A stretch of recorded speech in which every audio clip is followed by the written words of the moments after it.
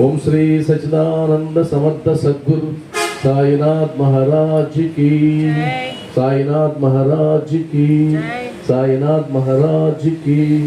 సాయి బంధువులారా, ఈరోజు సత్సంగ సప్తాహంలో భాగంగా 5వ రోజు 5వ అధ్యాయాన్ని మాట్లాడుతున్నాం. అయితే మీరు కన్నా ఇంతకుముందు చదివే ఉంటారు కదా, సచ్చరిత్రలో 5వ అధ్యాయం చదువుంటే చాలా పెద్ద అధ్యాయం, చాలా సమయం తీసుకునేటువంటి అధ్యాయం. చెప్పుకోవాల్సినవి కూడా చాలా ఉన్నాయి వాస్తవానికి. అందులో ఏవైతే మనకు ముఖ్యంగా ఈరోజు బాబా వారి సందేశం ఇవ్వదలుచుకున్నారో వాటి గురించి మాత్రమే మనం మాట్లాడుకుందాం.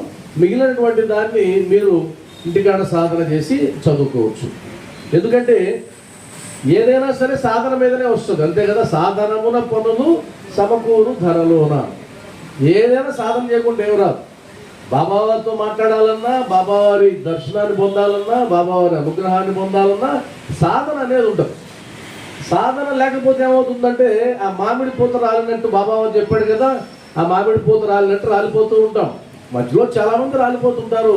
మనకు కూడా తెలుసో తెలియకో అప్పుడప్పుడు రాలిపోతూ ఉంటాం. మరలా గుర్తొస్తుంది, మరలా పట్టుకుంటూ ఉంటాం. అంటే కంటిన్యూటీ ఉండదు. ఎప్పుడైనా సరే ఒక కంటిన్యూటీ ఉండాలి, నిలకడ ఉండాలి. అది ఏ పని చేసినా నిలకడ ఉండాలి. ఉదాహరణకి నడక అనే వ్యాయామం మొదలు పెట్టామనుకోండి, మీకు బుద్ధి పుట్టినప్పుడు నడుస్తూ ఉంటే కదా అదే శరీరానికి ఉపయోగపడదు. ఈ సమయం అనుకున్నప్పుడు ఆ సమయానికి ఆ నడకకి కేటాయించిన సమయంలో నడిచేయాలి, అంతే. కాబట్టి ఏ పనైనా సరే ఒక క్రమ పద్ధతిలో నిలకడగా చేస్తేనే అది విజయాన్ని ఇస్తుంది. భక్తి కూడా అంతే.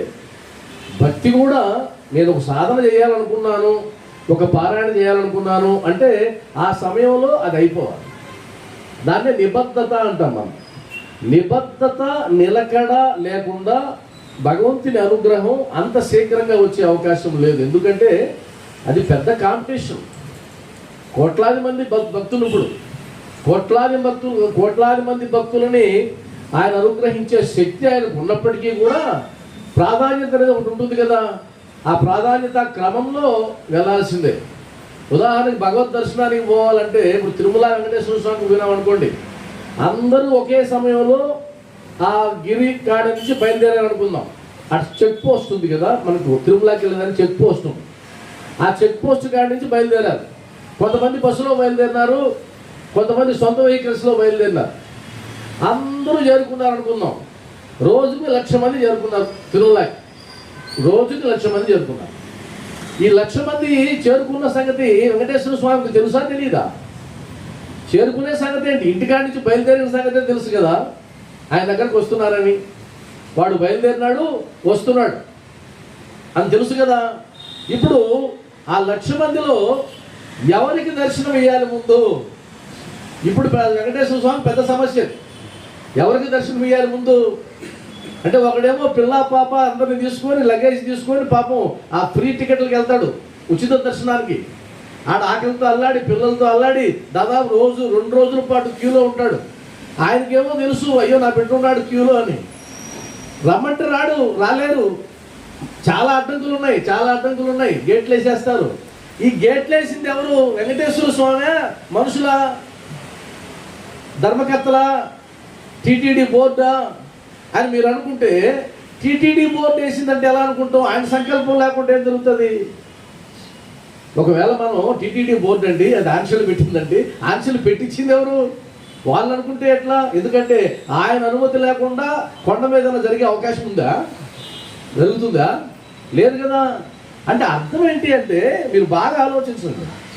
ఆయన అనుమతి ఉండాలి. మరి ఎందుకని ఒక పేదవాడిని 2 గంటలు 2-3 రోజులు ఉంచేస్తున్నాడు క్యూలో? అదే 300 రూపాయల దర్శనం వాడిని 4-5 గంటల్లో రప్పించేస్తున్నాడు దర్శనం ఇచ్చి. అదే దానం చేసిన వాడిని, డొనేషన్ ఇచ్చిన వాడిని అలా వెళ్ళి అలా వచ్చేసినట్టు చేస్తున్నాడు. లేదా ఇంకాస్త ఉండేవాడిని ఆయన దగ్గర నిలబడేటట్టు చేస్తున్నాడు. ఇంకాస్త ఉండేవాడు లోపలే కూర్చొని సేవ చేసేటట్టు చేస్తున్నాడు. ఎలా అండి ఇది? దేని బట్టి అవుతుంది అని అంటే కనుక అక్కడ మనకు గుర్తొచ్చే ఒక విషయం ఏంటంటే అది అనుగ్రహం. నేనైతే అనుగ్రహం అంట. అనుగ్రహానికి మించింది లేదు అక్కడ. అనుగ్రహం ద్వారానే జరుగుతుంది. కాబట్టి ఆయన అనుగ్రహం పడితే ఎవడైనా వచ్చేస్తాడంతే. ఆ అనుగ్రహం పడడానికే ఈ తిప్పలన్నీ, ఈ పాటలన్నీ కూడా. మనం ఇంతకు ముందు జన్మల్లో ఎన్ని చేసామో, ఏమేం పాటలు పడ్డామో, ఈరోజు ఇక్కడ వరకు వచ్చాం. సంతోషం, ఇక్కడ వరకు వచ్చాం. ఇంకా ముందుకు వెళ్ళాలంటే ఆ నిబద్ధత నిలకడ ఎవరికైతే ఉంటాయో, ఆ నిబద్ధత నిలకడ మాత్రమే నిన్ను భగవంతుని ముందు నిలబెడతాయి. నీకు ఒక అవకాశాన్ని ఇచ్చేటట్లు చేస్తాయి, నీకు ఒక ప్రాధాన్యతను ఇచ్చేటట్లు చేస్తాయి. ఉదాహరణకి ఒక ఆయన ₹1,00,000 డొనేషన్ కట్టేశాడు. కట్టేసి నేరుగా కిలో లేకుండా వెళ్ళిపోయాడు. వెంకటేశ్వర స్వామి నిలబడ్డాడు. ₹1,00,000 డొనేషన్. మరి ₹1,00,000 ఎక్కడి నుంచి వచ్చింది? ₹1,00,000 నిబద్ధతతో ఎంతో కొంత త్యాగం చేసి సంపాదించబట్టి వచ్చింది కదా. ఆ సంపాదించడానికి అతను పెట్టినటువంటి మంచి లక్షణాలు ఏవైతే ఉన్నాయో, గుణాలు ఏవైతే ఉన్నాయో, ఆ గుణాలు ఈరోజు భగవంతుడి ముందు నిలబడడానికి ఉపయోగపడ్డాయి. వాడు సాయంత్రానికి ₹500 సంపాదిస్తే 200, 300 బ్యాండీ షాపులు తగలేసి కూర్చో ఉంటాడు. వాడు రావాలంటే ఉచితంగా రావాల్సిందే. వాడు నిబద్ధత నిలకడ లేదు. మందుల షాపు మీద ఉన్నటువంటి నిబద్ధత నిలకడ డబ్బు సంపాదించడంలో, ధర్మకార్యాలు చేయడంలో లేదు. కాబట్టి క్యూలో మొక్కుతున్నాడని నేను అనుకుంటా. నా భావన అలా ఉంటుంది. కాబట్టి ఎవరైనా సరే భగవంతుడి దర్శనాన్ని నువ్వు శీఘ్రంగా పొందగలుగుతున్నావంటే నీకేదో ప్లస్ పాయింట్ ఉంది. ఉదాహరణకి ఇప్పుడు మేము ఎక్కడికైనా గుడికి వెళ్ళామనుకోండి. నిన్న మన మందిరంలో పల్లకీ ఉత్సవం జరిగింది.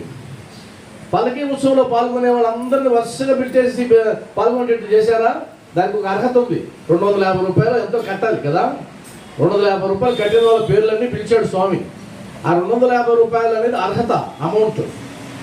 ఆ అర్హత అమౌంట్ కట్టిన తర్వాత పల్లకి చివరిలో మాకు కూడా అవకాశం వచ్చింది. మేమేం డబ్బులు కట్టలేదే, మమ్మల్ని ఫ్రీగా తీర్చారు. ఎందుకు? మేము కూడా సంపాదించుకున్నాం అర్హత. బాబా సేవ చేయడం ద్వారా, బాబాకు నిబద్ధతతో ఆయన్ని ఆరాధించడం ద్వారా అర్హత మాకు కూడా వచ్చింది. ఒకరికి డబ్బు రూపంలో వస్తే, ఒకరికి సేవ రూపంలో వచ్చింది. మీకు అర్థమైంది కదా. ఇదే ప్రయారిటీ బాబా విషయంలో ఎక్కడైనా ఉంటుంది.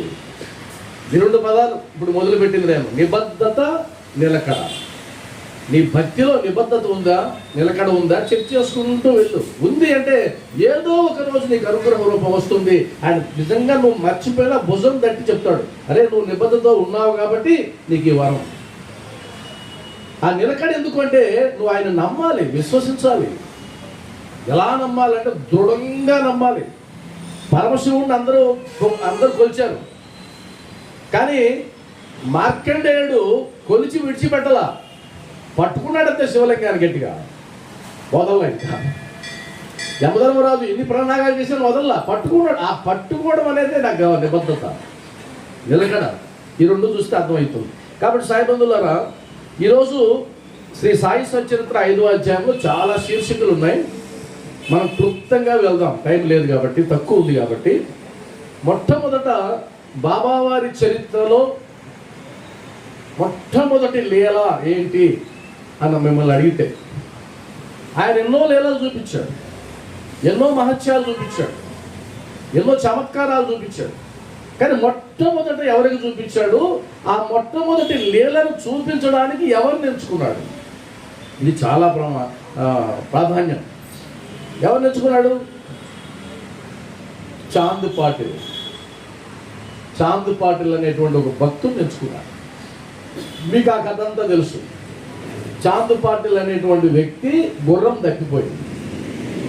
తప్పిపోతే ఆ గుర్రాన్ని వెతకడం కోసంగా కిలోమీటర్లు నడిచాడు. ఆ జీనును కూడా భుజం మీద వేసుకొని గుర్రపు జీనుని వెతుకుతూ ఉన్నాడు, కనిపించలా. ఆ గోదావరి ఒడ్డు దగ్గరకు వచ్చాడు. అక్కడ కూర్చొని ఉన్నటువంటి ఒక పకీరు వేషధారంలో ఉంటాడు. ఆ పకీరు పిలిచాడు, చాందుబాయి ఇలా రమ్మని. ఈయన ఆశ్చర్యపోయాడు, ఈయన నా పేరు ఎలా తెలుసు అనుకున్నాడు. అందరి పేర్లు ఆయన తెలుసు, ఆయన పేరేంటి? ఆ తర్వాత పిలిచి కూర్చుందోరా కాసేపు అన్నాడు. భలేవాడు అయ్యా, నాకు గుర్రం తప్పిపోయింది, నా గుర్రం కోసం వెతుకుతున్నాను, కాబట్టి గుర్రం జాడ తెలియక నేను ఇబ్బంది పడుతున్నాను అంటే, ఆ గుర్రం ఎక్కడికి పోలేదు, లేదా కూర్చో అన్నాడు. మరి ఎక్కడ పోలేదంటారు, ఎక్కడ ఉందంటే అదో ఆ గట్టు మీద ఉంది, చూసిరాము, దానికి ఎంత ఉంది చూసిరాము అన్నాడు. ఆయన ఆశ్చర్యపోయి అలా వెళ్ళి చూస్తే అక్కడ ఉంది గుర్రం. అది మొట్టమొదటి లీల. గుర్రపు జాడని తెలిపాడు చాందుబాయి పటేల్కి. అక్కడి నుంచి వచ్చి కూర్చున్న తర్వాత ఆయన చిలుము తయారు చేసుకుంటూ ఉన్నాడు. మనం బంగాక్ అంటాం ఇక్కడ. ఆ బంగాకుని తయారు చేసుకుంటూ ఉన్నాడు. అలా తయారు చేసుకోవాలంటే ఆ గుడ్డని నీళ్ళతో తడపాలి. మరి ఇందాక దాంట్లో ఏం చెప్తుంది, గోదావరి ఒడ్డున ఆడ గడ్డి వేస్తుందని చెప్పాడు కదా. అంటే అర్థం ఏంటి, కాలం ఉంది, అక్కడ కాలం ఉంది, నీళ్లు తెచ్చుకోవచ్చు కదా. కానీ లీల చూపించాలి, అక్కడ లీల చూపించాలి. ఆ లీల చూపించడం ద్వారా చాందబాయి ద్వారా షిరిడీకి వెళ్ళాలి. షిరిడీ ఆయన స్థానం. ఆ వెళ్ళాలంటే ఎవరో ఒకరి నిమిత్తం చేసుకోవాలి. మనం అందరూ అలాంటి వాళ్ళమే, మన ద్వారా వస్తారు. కాబట్టి ఆయన ఏం చేశాడు, ఆ సటకాతో అటు నేల మీద కొట్టాడు, నీరు వచ్చింది. ఆ నీటితో గుడ్డను తడిపాడు. ఈయన ఆశ్చర్యపోతున్నాడు. సామాన్యం కాదు కదా అలా తడితే నీళ్ళు రావడం. మరలా నిప్పు కావాలి. ఆ నిప్పు కూడా అలా తడితే మళ్ళీ నిప్పు వచ్చింది. రెండు వచ్చాయి. మళ్ళా నిప్పు వెలిగించాడు. ఆయన తాగాడు, ఆయనకి ఇచ్చాడు, చాందుబాయికి ఇచ్చాడు. చాందుబాయి ఎప్పుడైతే పీల్చాడో అయిపోయింది, ఆయన శక్తిపాత్రం అయిపోయింది.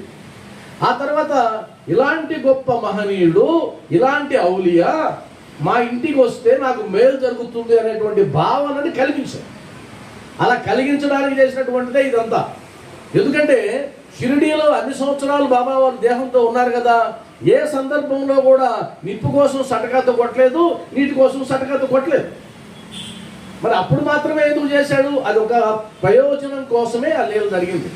ఎప్పుడైనా సరే మహాత్ముల విషయాల్లో లీలలన్నీ కూడా ఒక ప్రయోజనం కోసమే ఉంటాయి. అస్తమానం లీలలు చేసుకుంటూ కూర్చోరు వాళ్ళు. అలాంటి వాళ్ళు టక్కటమారాలు చేసేవాళ్ళు అది చేసేది. ఎందుకు ఒక ప్రయోజనం ఉంది. ఆ ప్రయోజనం కోసంగా ఆ లీలను ప్రదర్శించాడు. అప్పుడు అనుకున్నాడు, ఇలాంటి గొప్ప వ్యక్తి మా ఇంటికాడ ఉండాలా అని. బాబా మా ఊరికి వెళ్తాం రా అన్నాడు. సరిపోదాం పని, ఆయనకేముంది. ఆ తర్వాత వెళ్ళాడు, అక్కడ 2-3 రోజులు ఉన్నాడు. ఆ తర్వాత షిరిడీలో జరిగేటువంటి వివాహానికి వచ్చాడు. ఈ సంగతి అంతా మనకు తెలిసిందే. షిరిడీలో ఉండే వివాహానికి మొదటిసారి రావడమా ఆయన ఏమన్నా? కాదు కదా. అంతకుముందే వచ్చున్నాడు కదా షిరిడీకి. చరిత్రలో ఏముంది, ఆయన 16 ఏళ్ళ బాలుడుగానే వచ్చాడు.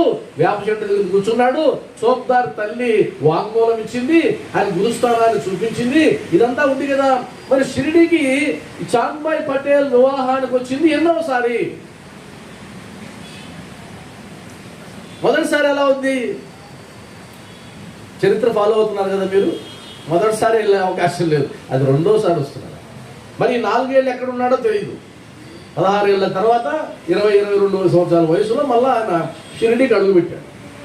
నాకు తెలిసి షిరిడీకి రెండోసారి వచ్చినప్పుడు గుర్తించి పిలిచాడేమో మహల్సాపతి అనిపిస్తుంది మనకి.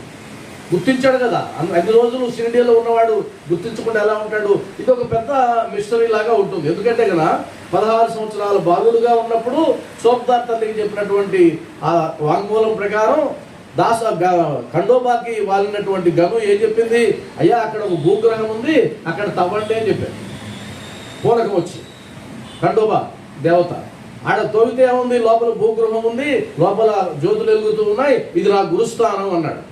అప్పుడు ఆ గను ఆ ఖండోబా దేవత ఏం చెప్పింది? ఈ బాలుడు ఇక్కడ 12 సంవత్సరాలు తపస్సు చేసినాడు అని అన్నాడు. అప్పుడు బాబా వారు ఏమన్నారు? అది నా గురుస్థానం, దాన్ని కప్పెట్టేసేయండి, దాన్ని ఇబ్బంది పెట్టొద్దని చెప్పాడు.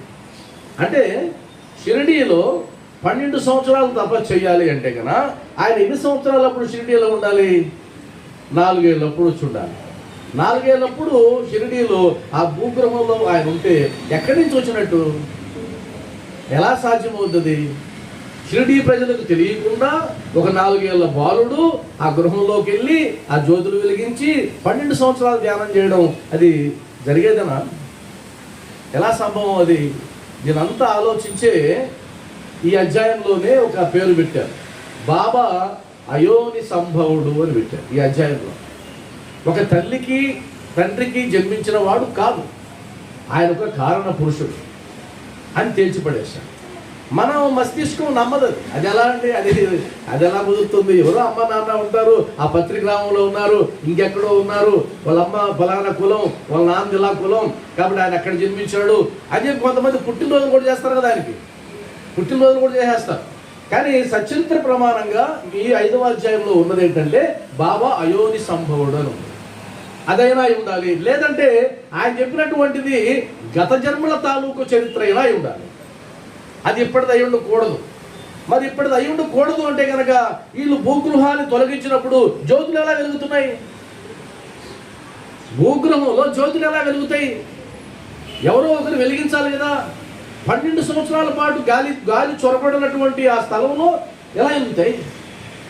అసలు ఇంతకు మించిన లీల, ఇంతకు మించిన మహత్యం ప్రపంచంలో ఎక్కడా ఉండదు. దీన్ని అర్థం చేసుకుంటే కనుక, దీన్ని మనం నమ్మితే కనుక. కాబట్టి బాబావారి అవతరణ అనేది ఒక అద్భుతం. అది సామాన్యం కాదు. మన సాధారణమైనటువంటి మేధస్సుకి అది అందదు కాబట్టి ఏం చేస్తాం? మనం కొట్టిపెట్టేస్తాం. ఏదైనా అందదు కాబట్టి కొట్టిపెట్టేస్తాం. ఉదాహరణకి ఇలా ఆకాశంలో చూసామనుకున్నాం. ఆకాశంలో చూసినప్పుడు నక్షత్రాలు కనిపిస్తాయి, బాగా ఉంటాయి కదా నిర్మలంగా ఆకాశం. ఇలా చూసినప్పుడు అబ్బా ఎన్ని నక్షత్రాలు ఉన్నాయనుకుంటాం కదా. అంటే నీ కంటికి ఎన్ని నక్షత్రాలు అయితే కనిపిస్తున్నాయో అవే అక్కడ ఉన్నాయని నువ్వు అనుకుంటున్నావు. కానీ వాస్తవం అది కాదు కదా. నీకు కనిపించేది 2% కూడా కాదు. అక్కడ ఎన్నో ఉన్నాయి, నీకు 2% కనిపిస్తున్నాయి. మరి అక్కడ ఎన్నో ఉన్నాయి, వాటిని చూడాలంటే ఎలా అండి అంటే నీ కన్ను చూడలేదు. నీ కన్ను కంటే అద్భుతమైన శక్తి ఉన్నటువంటి టెలిస్కోప్ ద్వారా చూస్తే కనిపిస్తుంది. ఇంకా దానికైనా పవర్ఫుల్ టెలిస్కోప్ దాన్ని చూస్తే ఇంకా ఇంకా ఎన్నో కనిపిస్తాయి. అంటే అర్థం ఏంటి?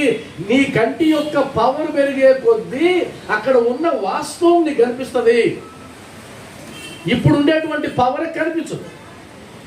అందువల్ల నీకు ఆ శక్తి లేనప్పుడు అది లేదు అనకూడదు. అనలేవు. దేవుడు ఉన్నాడా అన్నారు అనుకోండి, చూసే సామర్థ్యం నీకుందా? నేను చూడగలను. ఎలా చూడగలవు? నువ్వు చూసేదంతా నిజంగా నీకలా తెలుసు. అసలుదే నువ్వు చూడలేకపోతున్నావు, ఇంకేం చూస్తావు నువ్వు? అందువల్ల ఆ చర్చిల్లోకి వెళ్ళే ముందు బాబావారి లీలలని, మహత్యాలని నేనైతే ఎలా చూస్తానంటే ప్రతి లీల, ప్రతి మహత్యం ఒక ప్రయోజనం కోసం మాత్రమే బాబావారు చేశారు. అదేవిధంగా ఇదే అధ్యాయంలో వస్తుంది, మొట్టమొదట నానాసాహెబ్ డెంగలేకు సంతానాన్ని ఆయన ఇస్తారు. అది మొట్టమొదటి ఆయన అనుగ్రహం. మొట్టమొదటి లీల సట్కాతో కొట్టడం, నీరు నిప్పు తెప్పించడం. మొట్టమొదటి అనుగ్రహం పొందిన భక్తుడు ఎవరు అంటే సచరిత్ర ప్రమాణంగా చెప్పాలనుకుంటే కనుక సంతానాన్ని పొందింది ఎవరు అంటే ఈ అధ్యాయంలోనే చెప్పబడింది, నానాసాహెబ్ డెంగలే అనేటువంటి వ్యక్తికి మగ సంతానాన్ని ఇస్తాడు. అది ప్రచారమయ్యి బొంబాయి అంతా పాకుతుంది. అక్కడి నుంచి భక్తులు తండోపతండాలుగా రావడం మొదలు పెట్టారు. అంటే సాధారణమైన దృష్టికి ఎలా ఉంటుంది? ఒక మహాత్ముడు అంటే ఈయనేదో లీల చేయాలి, లీల చేస్తేనే మహాత్ముడు. లీల చేయకపోతే నమ్మే పరిస్థితులు లేవు. కాబట్టి జనాన్ని తన వైపు తిప్పుకుని వాళ్ళలో పరివర్తన తేవడానికైనా సరే కొంతమంది రాబట్టాలి కదా గురువు. ఆ రాబట్టడానికి చేసేటివే లీలలు, కానీ ఆయన గొప్పతనాన్ని చెప్పుకోవడానికి ఆయనకి ఏం అవసరం కూడా లేదు. కాబట్టి లీలలు ఎందుకు అంటే ఒక ప్రయోజనం కోసం మాత్రమే అంత విషయం. ఆ తర్వాత ఎంతో మందికి సంతానాన్ని ప్రసాదించాడు. ఆ తర్వాత ఎన్నో అద్భుతాలు చేశాడు బాబావారు, అదే కదా. కాబట్టి మొట్టమొదట బాబావారు చాంద్ పాటిల్ అనేటువంటి వ్యక్తి ద్వారా ఒక మహత్యాన్ని మనకు చాటాడు. మరి ఆ చాంద్ పాటిల్ యొక్క తప్పిపోయిన గుర్రాన్ని బాబావారు చూపించడంలో 2 మహత్యాలు మనం చూడొచ్చు. ఒకటి, బాబావారు సర్వజ్ఞుడు. అందరికీ అందరి హృదయాల్లో ఉండే నేనే అన్నాడు కదా 2-3 అధ్యాయాల్లో. కాబట్టి ఏ గృహంలో, ఏ హృదయంలో ఏం జరుగుతుందో తెలుసుకోగలిగిన వాడు బాబా. ఆయన సర్వజ్ఞుడు. 1. 2, సర్వశక్తిమంతుడు. ఈ అధ్యాయంలోనే చెప్పాడు, ప్రకృతి ఆయన సొంతం అయిపోయింది, పంచభూతాలు ఆయన సొంతమైన. పంచభూతాలు ఎవరికి లోబడవు. పంచభూతాలు ఒక భగవంతుడికి మాత్రమే లోబడతాయి, ఇంకెవ్వరికి లోబడవు. లోపరుచుకోలేరు, సాధ్యం కాదు. కాబట్టి నీరైనా, నిప్పైనా, గాలైనా వారికి మాత్రమే ఆధీనం అవుతాయి, మానవ మాత్రుడికి కావు. ఆగు అంటే తుఫాన్ ఆగిపోతుందా? మనం ఆపగలమా? ఆపలేము. మరి దాదాపు మిషన్లు పెట్టి 100 అడుగులు 200 అడుగులు మిషనరీస్తో వేస్తేనే ఒక చుక్క బయటికి రాదే. మరి సంకల్పం మాత్రం చేత గంగా యమునులు దాసుగారికి ఎలా దర్శనం ఇచ్చాయి? బాబావారి పాదాల నుండి దాసగర్ మహారాజ్ చూసి పరవశించి పాడాడు కదా. గంగా యమునులు ఆయన పాదాల నుంచే వచ్చాయి కదా. సంకల్ప మాత్రం చేత ఎలా వస్తాయి? కర్ణుడు కూడా గురువుకి జలాభిషేకం చేయడానికి ఆయన భూమిలోకి బాణాన్ని వేస్తే అప్పుడు మాత్రమే బయటకు వచ్చే ప్రయత్నం. అక్కడ బాణం వేయడం ప్రయత్నం, ఈయనకి సంకల్పం అంతే, సామాన్యవాది. కాబట్టి బాబావారు సర్వజ్ఞుడు, సర్వశక్తిమంతుడు. మరి సర్వవ్యాపకుడు, అంతటా ఉన్నవాడు. లేదంటే చెట్టు కింద కూర్చున్న బాబాకి అక్కడ మేస్తున్నటువంటి గుర్రం ఎలా తెలిసింది? అంత చూస్తున్నాడు ఆయన. వాస్తవం చెప్పాలంటే భగవంతుని యొక్క ఇంద్రియాలు, భక్తుని యొక్క ఇంద్రియాలు రెండు ఒకటే, రెండు కాదు. నా కళ్ళతో చూస్తాడు, నా ఇంద్రియాలతో ఆయన చూస్తాడు, నా చేతులతో ఆయన స్పర్శిస్తాడు. అందువల్ల భగవంతుడు ప్రసాదం పెట్టినప్పుడు మనమేం ఆయనకేం తినిపించాల్సిన పనిలే. సరే, మన ఆనందం కోసం ఎత్తి బాబా తిను తిను అని నోటికాడు పెడతాం. అసలు నువ్వు తయారు చేసేటప్పుడే ఆయన ఆగ్రహించాడు. అలా పెట్టగానే ఆయన చూపులతోనే ఆయన ఆగ్రహించేశాడు. ఆయన తిని మిగిలిందే ఆడుంది. ఆ మిగిలిన దాన్ని మమ్మల్ని ఆయన పెడుతున్నాం. అందువల్ల ఆయనకి ఏంటండి చేతులు, మన చేతులు ఆయన చేతులు, మన కళ్ళే ఆయన కళ్ళు, మన ఇంద్రియాలే ఆయన ఇంద్రియాలు, భిన్నంగా ఏం లేవు. నిజమైన భక్తుడికి తన ఇంద్రియాలలో బాబా ప్రవర్తిస్తున్నాడు అని తెలుసుకోవడమే నిజమైన భక్తి. నేను చూస్తున్నానంటే నేనేంటి చూసేది, ఆయన చూస్తున్నాడు. నేను మాట్లాడుతున్నాను, నేనేది మాట్లాడేది, ఆయన మాట్లాడుతున్నాడు. నేను వింటున్నాను, నేను ఒక్కనే వింటున్నాను, ఆయన కూడా వింటున్నాడు. అంటే మన హృదయ సంభాషణని ఆయన వింటున్నాడు అనే ఎరుక ఎవరైతే పొందుతారో వాళ్ళు అద్భుతమైనటువంటి వాళ్ళు. కాబట్టి ఎవరైనా మిమ్మల్ని బాబావారు ఎందుకు దేవుడు అయినాడు, బాబావారికి ఎందుకు పూజలు చేస్తున్నారు, ఆయన మానవ మాత్రుడే కదా, దేహంతో ఉన్నవాడే కదా, మనలాగా మాట్లాడినవాడే కదా అని అంటే నిజమే. కానీ ఆయనకు ప్రత్యేకంగా 3 లక్షణాలు ఉన్నాయి. ఆయన సర్వజ్ఞుడు, సర్వవ్యాపకత్వం కలిగిన వాడు, సర్వశక్తిమంతుడు. ఈ 3 లక్షణాలు మీకు లేవు, నాకు లేవు. కాబట్టి నేను ఆయన ఒకటిగా. చూడడానికి నాలాగా ఉన్నాడు కానీ, మనిషిలాగా ఉన్నాడు కానీ ఆయన వేరు. ఇది మనం చెప్పగలగాలి. కానీ బాబావారు ఎవరు అంటే సాక్షాత్ భగవత్ స్వరూపుడు. ఎందుకంటే ఈ క్వాలిటీస్ ఉన్నాయి కాబట్టి, ఈ క్వాలిటీస్ మానవ మాత్రాలకు ఉండవు కాబట్టి ఆయనకు ఉన్నాయి కాబట్టి ఇది మనం గుర్తుపెట్టుకోవాలి.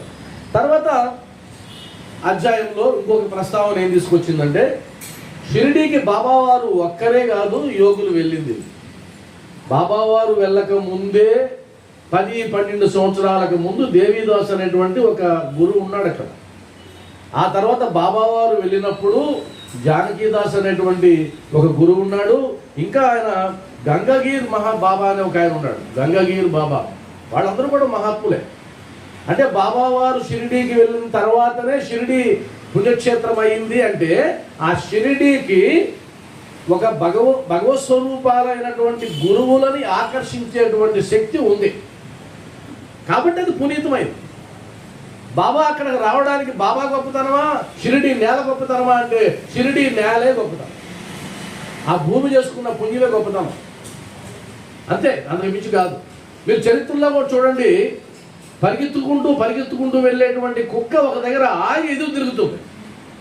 విజయనగర సామ్రాజ్యం యొక్క కథలో పరిగెత్తుతూ ఉండేటువంటి ఒక కుక్క సడన్గా ఒక దగ్గర ఆగిపోయి ఎదురు తిరుగుతుంది.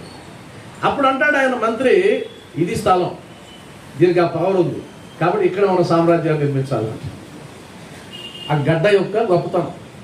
అందువల్ల మీరు ఎక్కడైనా చూడండి, ఎక్కడెక్కడ క్షేత్రాలు వెలిసున్నాయో అవి ఆ సంకల్పానుసారంగా వెలిసినవి కాదు, అవి చేసుకున్న పుణ్యం అంతే. ఇక్కడ ఈరోజు మనం ఉన్నామంటే ఇక్కడ చేసుకున్న పుణ్యం ఇలా ఉందంతే. అది ఎవరికో సంకల్ప రూపంలో వచ్చి ఉండొచ్చు. కాబట్టి బాబా దగ్గరికి ఎందుకు వెళ్ళాలి అంటే, బాబా అక్కడ లేడా ఇక్కడ లేడా ఎక్కడైనా ఉంటాడు, కానీ ఆ గడ్డ చేసుకున్న పుణ్యం కోసం ఆ గడ్డ మీద మన పాదాలు ఒకసారి పెట్టి ధన్యత చెందాలనే ఉద్దేశంతోనే మనం షిరిడీకి పరిగెత్తుకుంటూ వెళ్తున్నాం. అందులో తప్పేమీ కాదు. బాబా అయితే చెప్పాడు, ఎక్కడైనా ఉంటాను, షిరిడీలోనే ఉన్నానని నువ్వు అనుకుంటే కన్నా నువ్వు పెద్ద మూర్ఖుడు రా అంటాడు ఆయన. అలాగని చెప్పి ఇంకెందుకు పోవాల్సిన పని లేదని కాదు. ఇప్పుడు అమ్మ ఎక్కడైనా ఉంటుంది, కానీ మా అమ్మ దగ్గరికి వెళ్ళి కూర్చొని మాట్లాడితే కదా నాకు ఆనందం. అమ్మ ఎక్కడైనా ఉంటుంది అనేసి, అమ్మ నిన్ను ఈ రోజు చూస్తాను ఆమెలో చూస్తాను నీకు ఇక్కడికి రావాల్సిన పని లేదు అంటానా? అన్నా కూడా వెళ్ళాలి మనం, కాబట్టి వెళ్తుంటాం. కాబట్టి గంగగిరి బాబా స్టేట్మెంట్ ఇచ్చాడు, అయ్యా ఈయన చూడటానికి సామాన్యమైన మనిషిలా కనిపిస్తున్నాడు మీ కంటికి, కానీ ఈయన సామాన్యుడు కాదు. అప్పుడు ఆయన వయసు ఎంత? 20-25 ఏళ్ళ వయసే. ఇంకా ఎవరు గుర్తించలే ఆయన. ఎవరు గుర్తించినప్పుడే సాటి యోగులు గుర్తించారు. బాబావారి యొక్క ప్రభను చూశారు, బాబావారి యొక్క భవిష్యత్తును చూశారు. భవిష్యత్ దర్శనం అంటామా. ఇప్పుడు ఉదాహరణకి మీరు బాగా తెలిసిన వ్యక్తి దగ్గరికి వెళ్ళారనుకోండి, మా అబ్బాయి భవిష్యత్తు ఎలా ఉంటుందండి అంటారు, అంతే కదా. అప్పుడు ఆయన అంటాడు ఆ గీత ఈ గీత గీసి అదంతా చేసి లాస్ట్కి ఇదిగో మీ వాడికి భలే ఉంటుంది, కాకపోతే ఒక శాంతి పూజ చేసుకోవాలంటాడు. అది వేరే విషయం, శాంతి పూజ అంటాడు. కానీ బాబా దగ్గరికి వచ్చిన తర్వాత శాంతి పూజలు లేదు, ఏమీ లేదు. మీరు నిజంగా బాబా భక్తులైతే ఏం నమ్మొద్దు. ఆయన చూపు ఒకసారి నీ బిడ్డ మీద పడేటట్టు చూసుకోండి చాలంటే. ఆయన చూపు పడితే శాంతి లేదు, ఏమి లేదు, ఇంకా మొత్తం దిగొచ్చేస్తే ఎక్కడొక్కడ. ఎందుకంటే చాలామంది అంటుంటారు గ్రహాలు నవగ్రహాలు చుట్టూ తిరగమని. నేనైతే నా పాపాన నేను వాడి చుట్టూ తిరగను. నేను ఇంతవరకు తిరిగింది లేదు, నేను తిరగను కూడా. ఎందుకంటే గ్రహాలను శాసించేటువంటి గురువు దగ్గర నేనున్నా. ఆ గ్రహాలన్నీ ఆయన కంట్రోల్లో ఉన్నాయి. కాబట్టి కంట్రోల్ చేయగలిగిన వాడు గర్భగుడిలో ఉంటే ఆ బయట విసిరేయబడినటువంటి ఆ నవగ్రహాల చుట్టూ నేను ఎందుకు తిరుగుతా? నేను తిరగను. నేను ఆయన కోసం పోతాను. బాబానే కాదు, ఎవరికాడికైనా పోండి, మూర్తి గర్భగుడిలో ఉన్నాడు. గర్భగుడిలో ఎందుకు ఉన్నాడు? వాటి పవర్ అంతా ఆయన దగ్గర ఉంది. కాబట్టి వీరని ఎందుకు నేను సంప్రదించుకోవాలి? నాకు ప్యూన్తో ఏం పని, ఆఫీసర్తోనే పని. ప్యూన్ బయట కూర్చొని ఉంటాడు, ఆఫీసర్ రూమ్లో ఉంటాడు. ప్యూన్ దగ్గరికి పోతే అయ్యా ఆగు, ఆయన ఇంకా బిజీగా ఉన్నాడు, ఆయన ఇంకా బిజీగా ఉన్నా అంటాడు. లేదు ఆఫీసర్తోనే మాట్లాడతాను, మీతో నాకేం పని. ఇది నా ఆలోచన, మిమ్మల్ని అలా ఉండమని నేను అనడంలే, నేను అలా అనుకుంటా. కాబట్టి గురువు అనుగ్రహం పొందాలంటే ఏ గ్రహం యొక్క అనుగ్రహం నీకు అవసరం లేదు. ఒక్కసారి ఆ చూపు పడాలైతే అందరికీ సాధ్యం కాదు. ఆ చూపు పడాలి. ఇప్పుడు నీ బిడ్డ ఉన్నాడు అనుకోండి, ఏదో కష్టంలో నువ్వు ఉన్నావు, నీ బిడ్డ జీవితంలో ఏ మార్పు లేదు, మనం ఏ శాంతి చేయాల్సిన పని లేదు. ఆయన చూపు వాడి మీద పడేటట్టు కానీ లేదా వీడి చూపు ఆయన మీద పడేటట్టు కానీ సెటరేట్ చేసుకుంటే చాలు, అయిపోయింది. రెండు లేదా ఒకటి చేయాలి. ఎందుకంటే ఆయన చూస్తూనే ఉన్నాడు, ఈవిడేం చూడటంలే, ఏం చేస్తాడు పాపం. కాబట్టి రెండు ఉండాలి, ఆ రెండు. కాబట్టి మనకి ఏకాదశి సూత్రాల్లో మొట్టమొదటి సూత్రం ఏంది? ఎవరి దృష్టి నా యందు కలదో వారి యందే నా అనుగ్రహం కూడా ఉంటుందన్నాడు. కాబట్టి ముందు నీ దృష్టి ఉండాలి కదా నా మీద. ఇప్పుడు మీరు నాకు కనిపించాలంటే ఏం చేయాలి చెప్పండి? మీరు నాకు కనిపించాలి. మీరు నాకు కనిపించాలంటే ఏం చేయాలి? నేను మీ వైపు చూడాలి. నేను ఇలా తిరుక్కొని ఉన్నాను, ఏంటి మీరు ఎవరో కనిపించడం లేదే? తప్పు కదా. ఎలా కనిపిస్తాను? నేను చూడాలి కదా. కాబట్టి బాబా వారి అనుగ్రహం నీ మీద పడుతుందా లేదా అంటే నువ్వు చూడాలి కదా ఆయన వైపు. నువ్వు చూడు, అప్పుడు తెలుస్తుంది పడుతుందా లేదా అనేది. అనుగ్రహ వర్షం కురుస్తూ ఉంది. అందుకని రామకృష్ణ పరమహంస అంటాడు, భగవంతుని యొక్క అనుగ్రహం అందరి మీద కురుస్తూ ఉంటుంది, కానీ అజ్ఞానం అనేటువంటి గొడుగును అడ్డు పెట్టుకున్న వాళ్ళకి, అహంకారం అనే గొడుగును అడ్డు పెట్టుకున్న వాళ్ళకి అనుగ్రహం పడదు అన్నాడు. కాబట్టి గొడుగు ఉంది, దాన్ని తీసేస్తే సరిపోతుంది. ఆయన అన్నాడు, ఈయన సాధారణమైన వ్యక్తిలాగా నీళ్ళు మోస్తున్నాడే కానీ ఈయన సామాన్య మానవుడు కాదు. నిజముగా ఈ నేల పుణ్యం చేసుకునింది కాబట్టే సాయిబాబా అనేటువంటి ఈ మణిని రాబట్టుకోగలిగింది అని ఆయన స్టేట్మెంట్ ఇచ్చాడు గంగాగిరి బాబా. మరొక ఆయన ఆనందనాథుడు, ఆయన ఇచ్చినటువంటి స్టేట్మెంట్ కూడా ఏంటంటే ఈయన సామాన్యుడు కాదు, ఒక వజ్రం లాంటి వాడు. వజ్రం లాంటి వాడు దొరికాడు ఈ షిరిడీ నేలకి. అది ఇప్పుడు మీకు తెలియదు, రాను రాను తెలుస్తుంది, భవిష్యత్తులో తెలుస్తుందని దాదాపు 40-50 సంవత్సరాలకు ముందే ప్రకటించబడ్డది బాబా యొక్క మహత్యం. మరి వాళ్ళు ఎలా కనుక్కున్నారు? ఒక యోగికి మాత్రమే యోగి లక్షణాలు బయటపడతాయి, ఒక రోగి లక్షణాలు డాక్టర్ ముందు మాత్రమే బయటపడతాయి. మామూలు వాడికి అర్థం కాదు, డాక్టర్కి అర్థమవుతుంది. అదేవిధంగా ఒక యోగి ఎలాంటి వాడు అనేది యోగిగా చూడగలడు, మరి మామూలు వాడు చూడలేడు. అందువల్ల బాబా వారు ముందుగానే ప్రకటించబడ్డాడు, అదే విధంగా చేశాడు. అయితే చాలామంది సినిమాల్లో సీరియల్లో చూపిస్తుంటారు కదా, సీరియల్ ఏం చూపిస్తారంటే బాబాని చూపించడమే తలకి బాగా చుట్టేసి, అవును కదా, కత్తులు ఏది చూపిస్తారు. మీరు ఏ సీరియల్ అయినా చూడండి, ఆయన చిన్నతనంలో చూపించేటప్పుడు కూడా తలకి బట్ట కడతారు, కత్తులు కడతారు. ఇది అబద్ధం, అది సీరియల్ సృష్టి. వాస్తవానికి బాబావారి వేషం అలా ఉండేది కాదు. బాబావారి వేషం ఆయన షిరిడీకి వచ్చినప్పుడు తలబాగా లేదు, ఇప్పుడు గట్టిగా ఉన్నాడు కదా, ఇది లేదు, ఇప్పుడు వేసుకున్నటువంటి కఫ్నీ లేదు. ఆయన ఒక సాధారణమైనటువంటి పహిల్వాన్ లాగా ఉండేవాడు. ఆయనకి కుస్తీ పోటీలు అంటే ఇష్టం బాబావారి. కుస్తీ పోటీలు పట్టేవాడు ఆయన పహిల్వాన్ లాగా. ఆ పహిల్వాన్ డ్రెస్లో ఉండేవాడు. ఇప్పుడు ఉండే డ్రెస్సు ఆయనది కాదు.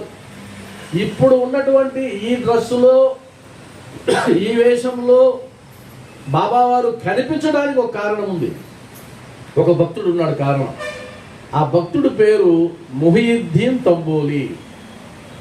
మొహియుద్దీన్ తంబోలి అనేటువంటి ఒక భక్తుడి కారణంగా ఇప్పుడు ఆ వేషంలో బాబావారు ఉన్నారు. ఏం జరిగింది? ఆ మొహియుద్దీన్ తంబోలి అనేటువంటి వాడు కుస్తీ పోటీలు పడతాడు. ఏదో ఒక సందర్భంలో బాబావారికి అతనికి గొడవ వచ్చింది, వివాదం వచ్చింది. చిన్న వయసులో 25 ఆ ప్రాంతంలో యువకుడుగా ఉన్నాడు బాబా యువకుడుగా ఉన్నప్పుడు బాగా కుస్తీ పట్టాడు. అప్పటికే ఇందాకేం చెప్పాను, అప్పటికే ఆయన మహిమానందుడు అని చెప్పాను కదా. మరి బాబాతో కుస్తీ పెడితే ఎవరు గెలవాలి? బాబానే గెలవాలి కదా. కానీ బాబా ఓడిపోయాడు. ఆయన గెలిపించాడు, బాబా ఓడిపోయాడు. అంటే అర్థం ఏంటి? గెలుపు ఓటములు అందరికీ వస్తాయి. అది చెప్పడానికే ప్రకృతిని శాసించిన వాడు కుస్తీ పోటీలు ఓడిపోవడం. అదేమన్నా వినడానికి బాగుందా? లేదే. కంటి చూపుతో రోగాలు పోగొట్టేవాడు ఓడిపోతాడు. భగవంతుడికైనా తప్పలేదు. వాస్తవానికి ద్వాపర యుగానికి భగవత్ రూపం ఎవరు? ద్వాపర యుగాన్ని చెప్పాలంటే ఏ దేవుడు చెప్తాం మనం? కృష్ణుడు. మరి కృష్ణుడికి వచ్చిన కష్టాలు మానవ మాతృడికి కూడా రావు. మానవ మాతృడికి కూడా కృష్ణుడికి వచ్చిన కష్టాలు రావు. అలా పోలిస్తే కదా కృష్ణుడి కంటే మనకు చాలా గొప్ప వాళ్ళు అనిపిస్తుంది. మనకైనా ఎవరో ఒక నర్సు మంచి హాస్పిటల్లో ప్రసవం చేస్తే పుట్టాం మనం, అంతే కదా. మామూలు కండిషన్లో పుట్టాం. ఆయన జైల్లో పుట్టాల్సి వచ్చింది, కారాగారంలో పుట్టాడు, బిక్కు అంటూ పుట్టాడు, టెన్షన్ పెడుతూ పుట్టాడు. సామాన్యమైన జననం కాదు అది. కృష్ణుడి జననం దారుణమైన జనం. ఆ జనం బయట ఎవరు కోరుకోరు. అంటే వాడు పుడుతున్నాడంటే తల్లి గడగడగడ ఒరిగిపోయింది కదా, ఎక్కడ తెలిసిపోతుందో అని అదిరిపోయినారు కదా వాసుదేవుడు అంటాడు. కాబట్టి ఆ జననమే కష్టాలమయం. సరే, పుట్టిన తర్వాత ఏమైనా ఆనందంగా ఉన్నాడా? దొంగతనంగా గప్ప మీద పెట్టుకొని వెళ్ళిపోవాల్సి వచ్చింది రేపలకి. మరి ఎన్ని కష్టాలు. సరే, ఆ తర్వాత ఏమైనా ప్రశాంతంగా జీవించాడా? లేదు. ఆ తర్వాత ఎప్పుడెప్పుడు వీడిని చంపుదామా అని ఎంతమంది రాక్షసులు అడ్డపడ్డారు. బాల్యంలో ఆయన చంపడానికి పోతన లాంటి వాళ్ళు వచ్చి స్తన్యం ఇచ్చి చంపేసేదానికి సిద్ధపడ్డారు కదా. ఒక బిడ్డకి అలాంటి కష్టాలు ఎవరైనా కోరుకుంటారా? ఎన్ని కష్టాలు అన్నిటిని ఎదుర్కొన్నాడు. ఎదిగే కొద్దీ కష్టాలే. ఇంకా చూడండి, సరే పెళ్ళిళ్ళు ఏమన్నా ప్రశాంతంగా చేసుకున్నాడా? పెళ్ళిళ్ళు ప్రశాంతంగా అయినాయా? పెళ్ళిళ్ళు ప్రశాంతం కాదా? ప్రేమించిన ఆమెను తీసుకురావడానికి పెద్ద యుద్ధమే చేయాల్సి వచ్చింది. సరే, ఆమె చెల్లెలు ఏమైనా ఈయనకి ప్రశాంతత ఇచ్చిందా? చెల్లెలు ఎవరినైతే వద్దనుకుంటే వాడికే చేయాల్సి వచ్చింది. అంటే చెల్లెలు పెళ్ళి అలానే జరిగింది, ఆయన పెళ్ళిళ్ళు అలా జరిగినాయి. పుట్టినప్పటి నుంచి ప్రతిసారి యుద్ధమే. తిట్టేవాళ్ళు ఎంతమంది? మళ్ళీ ఆయన వీడు దుర్మార్గుడు అనేవాళ్ళు ఎంతమంది? ఎప్పుడు ఈ దారుణమే కదా. ఇదంతా ఒకటి ఉంటే ఇంకొకటి బయలుదేరినాడు, పౌండ్రీకి వాసుదేవుడు అని. నాలాగా వాడు పెట్టుకున్నాడు. అంటే కృష్ణుడేనా వేషం వేసుకునేది? కృష్ణుడేనా పిల్లల్ని పెట్టుకొని పెట్టుకుంది? నేను కూడా పెట్టుకుంటానని వచ్చినాడు పౌండ్రీకి వాసుదేవుడు. కృష్ణుడు లాగా వేషం వేసుకున్నాడు. అంటే డూప్లికేట్ తయారైనాడు. పాపం ఆ కృష్ణ జననం, ఆ కృష్ణ ప్రస్తావన తీసుకొస్తే నాకు అనిపిస్తుంది, ఆయన దేవుడైతే అయినాడు, అన్ని కష్టాలు మనకొద్దురా, మనం పడలేము అనిపిస్తుంది. మరి ఆయన దేవుడు అయ్యింది ఎందుకంటే అన్ని దాటుకొని వచ్చాడు కాబట్టి. మరి ఇప్పుడు బాబా వారు ఏమన్నా ఊరికైనా వచ్చేసినాడా మందిరాలకి? ఎన్ని కష్టాలు పడ్డాడు ఆయన, ఎన్ని చీత్కారాలు. ఇప్పుడు ఉండేటువంటి టీవీలు లేవు కాబట్టి బతికిపోయినాడు బాబావారు. ఇప్పుడు ఉండే మీడియా లేదు కాబట్టి వదిలేసినారు. కానీ ఇప్పుడు ఉండే మీడియా ఛానల్స్ ఉంటే వాడు ప్రతి ఒక్కడు పోయి అబ్బబ్బో ఎంత డబ్బులు అడతాడండి ఈయనకి 24 గంటలు దక్షిణతో పని, వచ్చిన వాళ్ళు మొత్తం ముందు కొట్టించేస్తాడు అని చెప్పి ప్రచారం చేసి డబ్బులు వసూలు చేస్తున్న షిరిడి సాయిబాబా అది ఫోకస్ అవుతూనే ఉంటుంది. అప్పట్లో లేవు కాబట్టి బతికిపోయినాడు ఆయన. పని కట్టుకొని ప్రచారం చేస్తారు కాబట్టి అంత తట్టుకొని వస్తేనే అలా అయింది. అంటే అర్థం ఏంటంటే మన జీవితంలో కష్టాలు వస్తున్నాయి అంటే మనం కూడా భగవత్ స్వరూపం లెక్క. భగవంతుడు అవతారం మనం కూడా. ఏ భగవంతుడు కూడా ప్రశాంతంగా లేడు. సరే, రాముడు ఏమన్నా ప్రశాంతంగా ఉన్నాడా? రాముడు ఏడ్చినట్టు ఎవరన్నా మనం ఏడ్చామా? రాముడు భార్య అమ్మని సీతమ్మని కిడ్నాప్ చేసి తీసుకెళ్ళాడు దుర్మార్గుడు. 12 ఏళ్ళు అరణ్యవాసం, మళ్ళీ ఆమె వెళ్ళిపోతే వియోగం, ఏడుపులు, ఎక్కడుందో తెలియదు, ఏమవుతుందో తెలియదు. దానికోసం ఎంతమందితో స్నేహం చేశాడు, ఎన్ని యుద్ధాలు చేశాడు, ఎంత గందరగోళం చేసుకున్నాడు ఆమె కనుక్కోవడానికి. అది సామాన్యమైనది కాదు. మరి రాముడు ఈరోజు దేవుడిగా ఎందుకు వచ్చినాడు అంటే అన్ని కష్టాలు పడ్డాడు కాబట్టి వచ్చాడు. ఇదంతా ఏం తెలియజేస్తుందంటే, నాయన ఉలి దెబ్బలు పడకుండా నీకెవరు నమస్కారం చెయ్యరు. ఉలి దెబ్బలు భరిస్తేనే లోపల షోడశోపచారాలు అందుకుంటావు. ఉలి దెబ్బలు నాకు వద్దు అంటే కన్నా నీ జీవితం సాధారణంగా ఆ మెట్ల మీద రాయిలాగానో కొబ్బరికాయలు కొట్టేటువంటి రాయిలాగానో ఉంటుంది. లేదు, ఉలి దెబ్బలు భరించడానికి సిద్ధపడ్డామంటే ఆ ఉలి చేత కామ్గా కాసేపు అలా భరించామంటే ఆయన కాళ్ళతో దుక్కి అలా కొట్టి ఇలా కొట్టి కొడతాడు, భయంకరంగా కొట్టి కొట్టి కొట్టి ఒక రూపాన్ని ఇస్తాడు. ఆ రూపం వచ్చిన తర్వాత మరి నీకు ధనం. కాబట్టి కష్టాలు, ఓటములు చవి చూడని జీవితం జీవితమే కాదు, సత్యం ఉంటుంది. ఎందుకు జీవించడం? ఎవరో అన్నారు నాకేం కష్టాలు లేవండి, ఆనందంగా ఉన్నాను. అది వేస్ట్ మీ జీవితం. కష్టాలు లేకపోతే ఏదో ఒకటి ఉండాలి. ఉదాహరణకి మీరు ఒక సినిమాకి వెళ్ళారనుకోండి, ఆ సినిమాలో జరగబోయేదంతా మీకు ముందే తెలిసిపోతుందంటే అప్పుడు మీకు బాగుంటుంది. ఆ సినిమా బోరు కొట్టిందండి, పరమ బోరు, ఏమి తెలియడంలే. ఆ తర్వాత ఏం జరుగుతుందో తెలియదు. ఆ తర్వాత సస్పెన్స్ థ్రిల్లర్ అండి. అబ్బబ్బో ఏముంది సినిమా. అది జీవితం. జీవితం ఎలా ఉండాలంటే ఎప్పటికప్పుడు మారిపోతూ ఉండాలి. దెబ్బలు పడతానే ఉండాలి, గొడవలు వస్తూనే ఉండాలి, హాస్పిటల్ చుట్టూ తిరుగుతూనే ఉండాలి. ఆనందం, అది ఒక పెద్ద ఆనందం. అది ఈ విధంగా మీరు కానీ ఆలోచిస్తే కష్టం అనేది దరిదాపులకు కూడా మిమ్మల్ని బాధ పెట్టలేదు. అందుకని బాబావారు అంటారు అద్భుతమైన మాట, కాకా పనిపిల్ల ఉద్దేశం పెట్టుకొని ఈశావాస్యోపనిషత్తు ఉంది కదా, అందులో సారాంశాన్ని కాకాదీషిప్ దగ్గర పనిచేసేటువంటి పనిపిల్ల ద్వారా చెప్తాడు. ఆయన ఒక అద్భుతమైన సంఘటన సృష్టించి ఎలా చెప్తాడు? ఆ ఒక పనిపిల్ల చింకిన గుడ్డలు కట్టుకొని పని చేసుకుంటూ ఉంది. పని చేసుకునేటప్పుడు ఆడుకుంటూ పాడుకుంటూ ఆనందంగా పాడుకుంటూ చేస్తూ ఉంది. చూశాడు దాసుగా, చూసి అయ్యో పేద పిల్ల, చిరిగిన వస్త్రాలు ఉన్నాయి, అయినా ఆనందంగా ఉంది.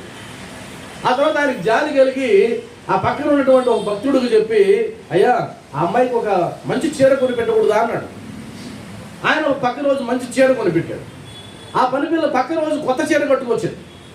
కొత్త చీర కట్టుకొచ్చినప్పుడు కూడా అదే ఆనందం, అదే పాట, ఆనందంగా పనిచేసుకుంటూ ఉంది. ఆ పక్క రోజు ఆ కొత్త చీరను మడిచి పెట్టిలో పెట్టుకునింది, మళ్ళా చింకి గుడ్డను కట్టుకొని వచ్చింది, అప్పుడు కూడా అదే ఆనందం, అదే పాట. అప్పుడు చెప్పాడు ఈశావాస్యోపనిషత్తు యొక్క సారాంశాన్ని ప్రాక్టికల్గా చూపించాడు బాబావారు. ఏంటంటే కష్ట సుఖాలు మన మనోవైఖరిపై ఆధారపడి ఉంటాయి. తేల్చిపడేసి ఇది కష్టమా, ఇది సుఖమా ఎవరు నిర్ణయించాలి? నీ మనోవైఖరి నిర్ణయిస్తుంది. మనోవైఖరి మాత్రమే నిర్ణయిస్తుంది. సైకిల్ మీద వెళ్ళేటప్పుడు పడ్డాడు కుర్రాడు, మోకాలు గోక్కుపోయింది. ఆ రోజు రాత్రంతా వాడు ఏమనుకుంటాడు, నా కర్మ గాలి పడ్డా అన్నాడు. కానీ ఆ పడడం వల్ల రేపు వాడు హుషారుగా సైకిల్ దొక్కుతాడు. అవునా? అవునా కదా? ఆ పడడం ఏం నేర్పించింది? సైకిల్ ఎలా తొక్కాలో నేర్పించింది. అలా పడి పడి పడి వాడు నేర్చుకున్నాడు. తప్పటడుగులు వేసి వేసి వేసి వేసి నడక నేర్చుకున్నాడు. అదేవిధంగా కష్టాలు పడి పడి పడి ఏం నేర్చుకోవాలి? జీవించడం నేర్చుకోవాలి. జీవించడం నేర్చుకుంటాం.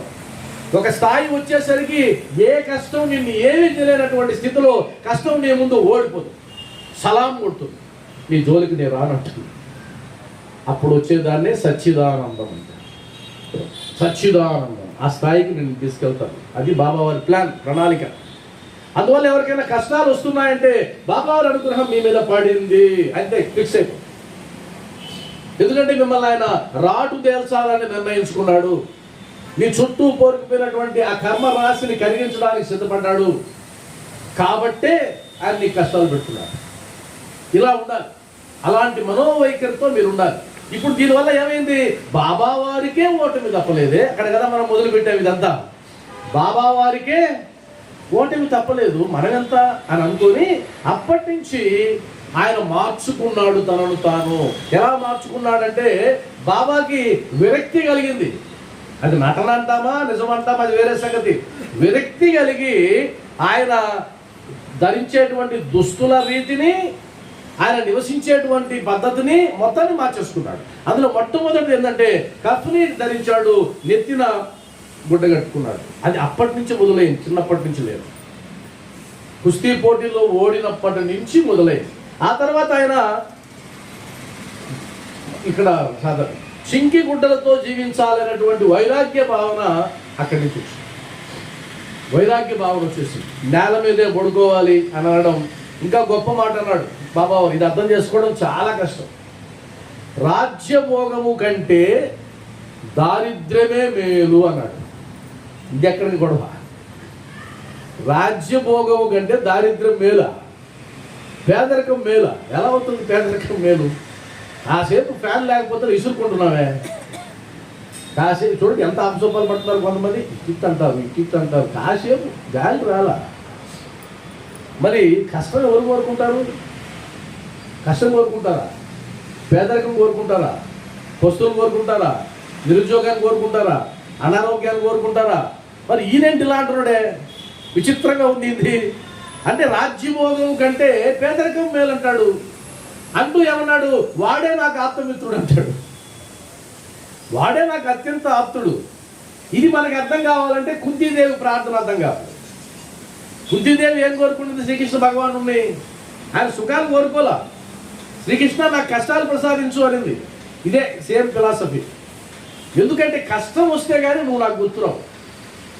మరి నువ్వు ఎందుకు గుర్తు రావాలి? నాకు సాఫీగా జరిగిపోతుంది కదా జీవితం, నీకెందుకు ఏం పని నాకు అని అన్నామంటే, సాఫీగా జరిగే దానికోసం కాదు మానవ జన్మ వచ్చింది. ఆనందపడడం ఎంతవరకు అంటే ఆ కర్మరాశిలో ఉన్నటువంటి పుణ్యఫలం ఏదైతే ఉంటుందో అది ఉన్నంత వరకే ఆ జరుగుబాటు జరుగుతుంది.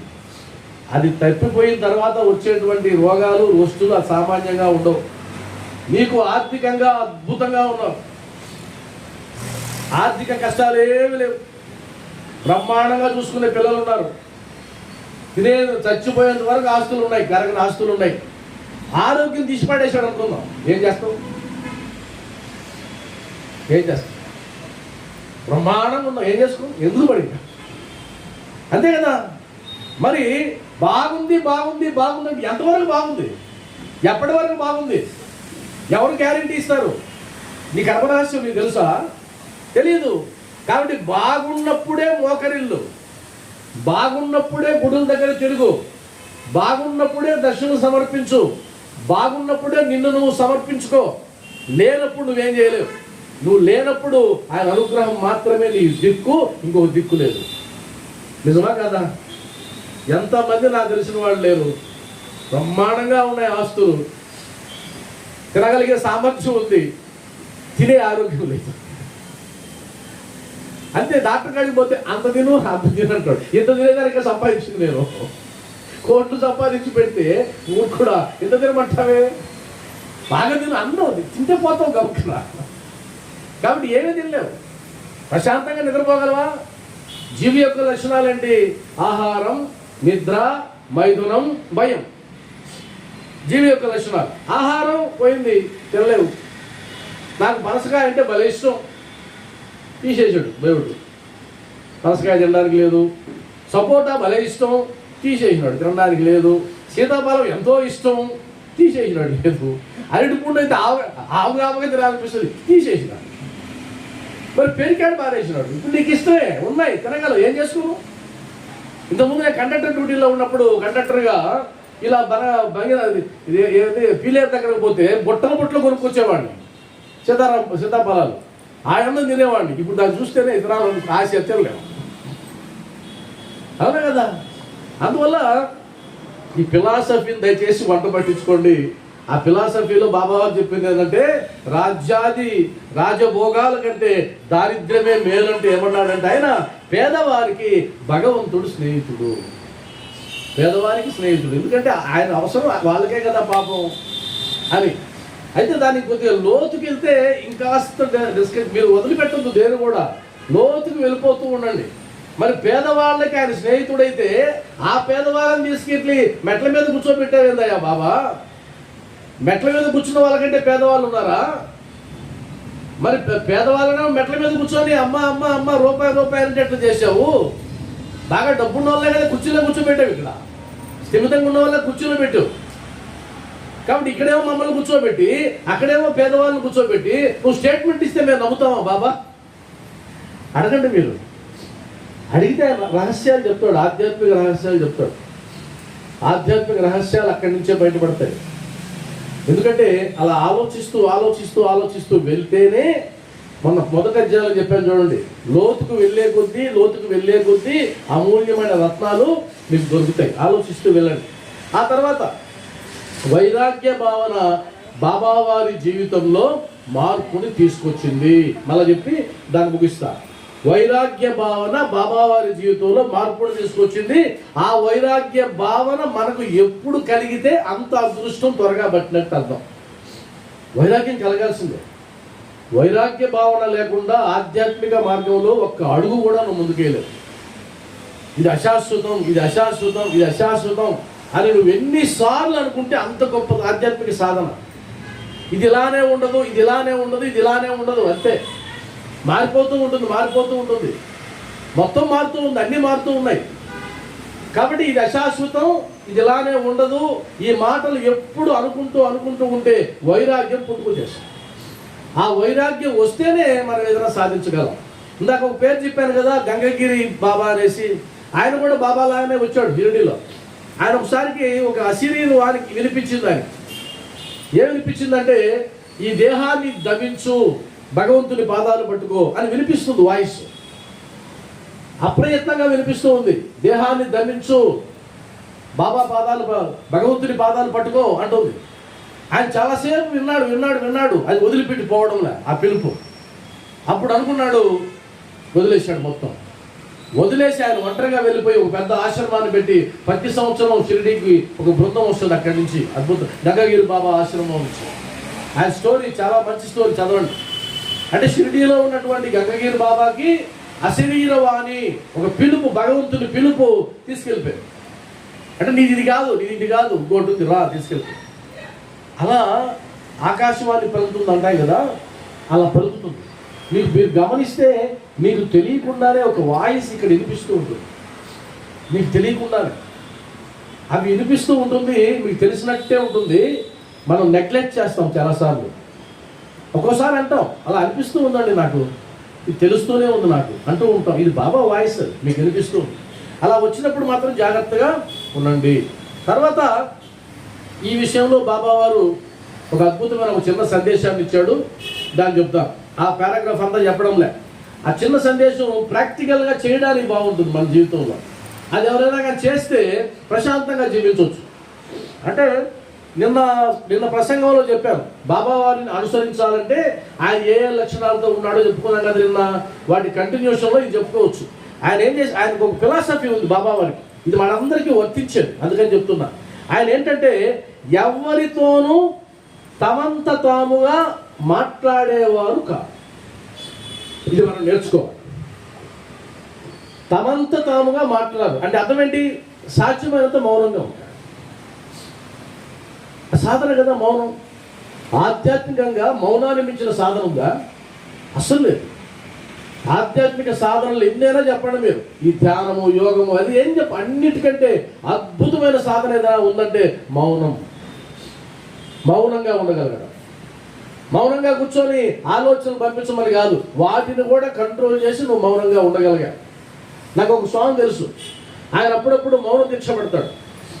అప్పుడు శిష్యులు చెప్తారు, నెల్లూరులోనే ఆయన మౌన దీక్ష పెట్టాడండి అంటారు. అప్పుడు ఆయన పడే పాటలు చూడాలి మీరు, ఆ సాంగ్ పడే పాటలు. ఇప్పుడు నేను ఏమనుకోండి, ఆయన పోయి చెప్పాలి వీళ్ళు, అయ్యా మీకోసం వచ్చినాడు పలానా ఆయన. ఈయన రాసిస్తాడు, కాగితం పంపిస్తాడు, ఆయన చూసుకుంటాడు, రమ్మను అంటాడు సైకిల్తో. ఇప్పుడు ఆయన మాట్లాడట చెప్పండి, మాట్లాడుతున్నాడు, శబ్దం రావడం అంతే, పని జరిగిపోతుంది కదా. అది ఎట్ట మౌనం దీక్ష అవుద్ది? దుర్మార్గం దీక్షది, దాని మీద నువ్వు మాట్లాడమే మేలు అని నేను వచ్చి నిలబడ్డాను. నేనేదో మాట్లాడతాను, చెప్పాలనిపిస్తే చెప్పలేడు. ఏదో సమస్య చెప్పాను, స్వామి ఇది పరిష్కారం ఏంటి అంటే, లోపల మరి ముండ ఎల్లరా, పనికి మానవాడ ఎల్లరా, నేను దీక్షలో ఉన్నాను రా, ఇది కూడా అడుగుతారా, ఏదేదో ఉంటుంది, చెప్పలేడు. అప్పుడు కాగితం తీసుకొని ఏది చెప్తాడు, పూర్తిగా రాయగలడా? నరకం చూస్తాడు. ఈ మౌన దీక్ష కాదు, ఇది దుర్మార్గం మౌన దీక్ష, కపట మౌన దీక్ష. అలాగా నువ్వు మౌనంగా అంటే నీ ఆలోచనల్ని కూడా నువ్వు కంట్రోల్ చేయగలవు, అది మౌన దీక్ష. కాబట్టి బాబావారు ఒక వ్రతం పెట్టుకున్నాడు, అదేంటంటే ఆయనకై ఆయన స్వతంత్రంగా మాట్లాడు, అంటే మౌనంగా ఉంటాడు. ఇంకొకటి ఏంటంటే ఎవరైనా అడగందే ఆయన సలహా ఇవ్వడం. ఇది ఎంత గొప్ప విషయం. మనకు ఒక పదం ఉంది, ఉచిత సలహాలు అంటారు. ఉచిత సలహాలు భలే ఇస్తారు అందరూ, ఎంత ఇష్టమో. మీరు ఏం గ్రూపులోకి వెళ్ళి నాకు ఇలా ఉందో మా ఆరోగ్యం అనండి, ఇంక మొదలు పెడతాను చాటబాడతాం. నాకు ఒకప్పుడు ఇలా వస్తే ఇలా జరిగింది, నేను అక్కడికి వెళ్ళానని మొదలు పెడితే అక్కడ కాదు ఇక్కడికి పోండి అంటే మొత్తం హాస్పిటల్ చుట్టూ వీళ్ళే తిట్టేస్తాను. నేను ఎక్కడ పోవాలో నీకు అర్థం కాదు. ఉచిత సలహాలు ఇవ్వడం బాబా భక్తులు మానుకోవాలి.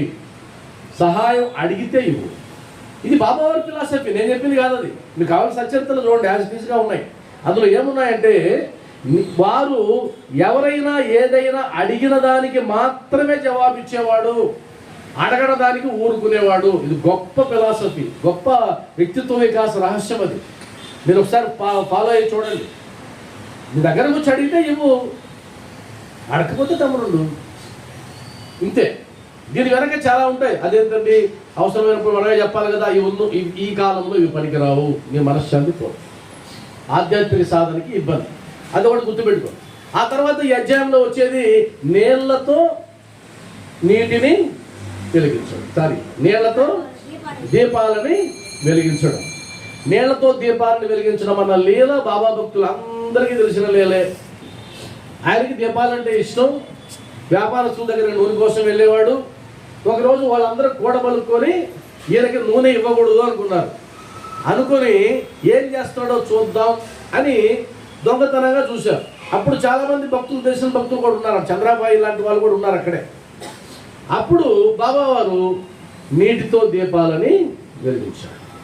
అవి రాత్రంతా వెలిగాయి. అవి వెలిగిన తర్వాత ఇప్పుడు టెన్షన్ ఎవరిని పట్టుకునింది? వ్యాపారస్తులను పట్టుకునింది. అరేదే మనం తప్పు చేశాము, మనం ఆయన యొక్క కోపానికి గురైనాము, ఇప్పుడు మన మీద బాధపడతాడేమో, మనం శపిస్తాడేమో, మన వ్యాపారాలన్నీ దెబ్బతింటాయేమో, భయం వస్తుందా లేదా? ఖచ్చితంగా. అలాంటి సందర్భంలో బాబా వారు చెప్పిన ఒక మాట, అందుకోసం చెప్తున్నాను, లీల అందరికీ తెలుసు. ఆయన ఏమన్నాడంటే, బాబా వారిని క్షమించి, వాళ్ళు వెళ్ళారు, ప్రాధేయపడ్డారు, బాబా తప్పు చేసామయ్యా, ఇంకెప్పుడు మేము తప్పు చేయం, మేము పొరపాటు చేసామంటే వారిని క్షమించి ఇకపైనైనా సత్యాన్ని అంటిపెట్టుకొని ఉండండి హితవు పలికి మందలించి వదిలేశాం. ఇది మనం బాబా దగ్గర నేర్చుకోవాలి. సంపూర్ణ శత్రుత్వం ఎవరి మీద పెట్టుకోకూడదు. అంటే ఎప్పటికీ చచ్చేదాకా నేను మాట్లాడినట్టుంటాం మనం, ప్రతిజ్ఞ. కొంతమందికి అదొక పెద్ద అహంకారపూరితమైన మాట. వాడితో చచ్చేదాకా మాట్లాడు, చచ్చిన తర్వాత నువ్వే మాట్లాడు, చచ్చిన తర్వాత నువ్వే కాదు ఊరు మాట్లాడు. వీడు ఎంత అహంకారం అంటే చచ్చిన తర్వాత కూడా మాట్లాడాలనే కోరిక. అప్రయత్నంగా కూడా ఆ మాట మీరు అనొద్దు. మనకు రామాయణంలో రావణాసురుడు మరణించిన తర్వాత, మండోదరి వచ్చి ఏడ్చిన తర్వాత, ఆ తర్వాత ఈ ఘట్టం అంతా ముగిసిన తర్వాత రాముడు విభీషణుడితో అంటాడు, నాయన నీ సోదరునికి అంత్యక్రియలు చేయి, ఆయన ఆత్మకు శాంతి చేకూర్చు అంటాడు. అప్పుడు విభీషణుడు అంటాడు, చిచ్చి ఆ దుర్మార్గుడికి నేను చేయను.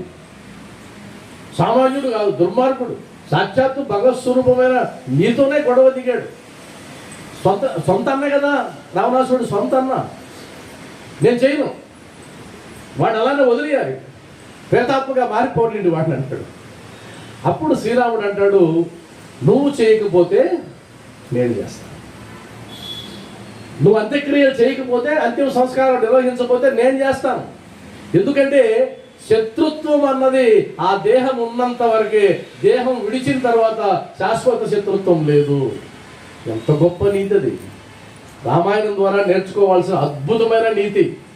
కాబట్టి వాడితో నేను జీవితకాలం మాట్లాడను, సత్యదాకా మాట్లాడను, ఈ పగబట్టడాలు సాయితత్వంలో లేవు. అందువల్ల వాళ్ళు తప్పు తెలుసుకున్నారు, వచ్చి ప్రాధేయపడ్డారు. బాబా వారు క్షమించాడు, హితవు చెప్పాడు, మంచి చెప్పాడు. అలా ఇలా ఉండద్దు. కాబట్టి మీ దగ్గర ఉన్నదానిని దైవ కార్యాలకి ఉపయోగించండి అన్నాడు. ధన సంపద గురించి ఎంతో చెప్పాడు బాబావారు. ధనాన్ని ఎలా వినియోగించాలని సచ్చరిత్రలో ఎన్ని ఎగ్జాంపుల్స్ ఉన్నాయో. డొనేషన్కి సంబంధించి ఈ అధ్యాయంలోనే వస్తుంది. డొనేషన్లు ఇవ్వాలా వద్దా అంటే బాబావారి సాంప్రదాయంలో డొనేషన్లు స్వీకరించడం ఉందా లేదని ఈ మధ్య ఒక ఆయన ప్రశ్న వేశాడు నన్ను. వై డొనేషన్స్ అని పెట్టాడు మెసేజ్, వై డొనేషన్స్ అని పెట్టాడు. అప్పుడు నేను రిప్లై పెట్టాను, చందాలు స్వీకరించడం సాయి తత్వంలో ఉంది అని. ఆయన చూపించండి చూద్దామని. ఎక్కడుంది అన్నాడు. 5వ అధ్యాయంలో ఉంది, చూసుకోమని చెప్పారు. ఫోటో తీసి పెట్టా. ఆ తర్వాత అరే ఉందే అన్నాడు. అంత అమాయకంగా చెప్పానా నేను? పాస్తా షేటు డబ్బు పంపిస్తే పాదుకుల ప్రతిష్టాపన ఈ అధ్యాయంలోనే వస్తుంది. పాస్తా షేటు డబ్బులు పంపిస్తే ఆ డబ్బుని పాదుకుల ప్రతిష్టాపనకి బాబావారు ఇస్తే 25 రూపాయలు, మిగిలిన 75 రూపాయలు చందాల ద్వారా వసూలు చేసి భక్తులు అతి ఘనంగా నిర్వహించారని ఈ అధ్యాయంలోనే రాయబడింది. కాబట్టి ఆధ్యాత్మిక కార్యక్రమాలకు చందాలు తీసుకోకుండా చేసే నిబంధన సనాతన ధర్మంలో లేదు. అందువల్ల చంద్రాబాయి ఏం చేసింది? సాయిబాబా మందిరాన్ని కట్టేటప్పుడు చంద్రాబాయి ఒక ప్రతిజ్ఞ చేసింది. ఇంటింటికి వెళ్ళి జోలు పెట్టింది. ₹1 ఇచ్చినా తీసుకునింది. ఆ విధంగా జోలి పట్టి బాబావారి మందిరాన్ని నిర్మించాలనుకునింది. ఆ తర్వాత విగ్రహం నిర్మాణానికి డబ్బులు లేకపోతే మట్టితో చేయమనింది. పాపం మట్టి విగ్రహాన్ని, డబ్బులు లేవు. అప్పుడు మట్టి విగ్రహాన్ని తయారు చేయడానికి ఒక ఆయనకి ఇచ్చింది. ఆయన అన్నాడు, అమ్మ నీ దగ్గర ఉండే డబ్బుకి నువ్వు చెప్పే అన్న అడుగులు రావు, ఈ అడుగులు బాబా అయితే వస్తాడన్నాడు. సరేనండి చేయమనింది. ఆ తర్వాత ఈమెమో మందిరాన్ని నిర్మించుకునింది, లోపల బాబావారిని పెట్టాలి. ఆ తర్వాత ఆయనకు 3 అడుగుల మంది బాబా విగ్రహాన్ని తయారు చేయాలని సంకల్పిస్తే ఆయనకు తెలియకుండానే అది పెద్దదైంది. పెద్ద విగ్రహం అయిపోయి ఈమె ఎంతైతే మండపాన్ని కట్టిందో ఆ మండపానికి సరిపోయేటువంటి విగ్రహం వచ్చి కూర్చునింది అక్కడ. మరేది బాబా విగ్రహం. నాకు తెలిసిన ఒక ఆయన ఉన్నాడు, షిరిడీతో పోటీ పడి మందిరాన్ని కట్టాడు. షిరిడీ మందిరం కంటే అద్భుతంగా ఉంటుంది ఆ మందిరం, అదే సైజుతో ఉంటుంది. కానీ భక్తులు 10 మంది కూడా ఉండరు. ఎందుకని మీకు అర్థమైంది. 10 మంది లేని కార్యక్రమం అది కార్యక్రమమే కాదు, ఆధ్యాత్మిక కార్యక్రమం. ఇప్పుడే మేము వస్తూ ఉంటే చర్చ జరిగింది నాకు మా ఆవిడికి. రేపు ఆదివారం వ్రతం ఉంది కదా, ఆ వ్రతానికి ఫ్రీ అని చెప్పాము, డబ్బులు ఏమో లేవు.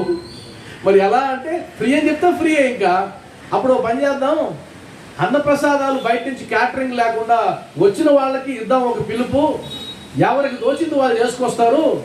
అన్నప్రసాదం కంటే డబల్గా ఒక్కొక్కరికి వస్తాయి, ఆ ఖర్చు మిగిల్చిన వాళ్ళు అవుతాం కదా అని చెప్తే అసలు స్టేజ్ మీద నుంచి చెప్పి ఈరోజు చెప్తా, ఇప్పుడు చెప్పవుతా.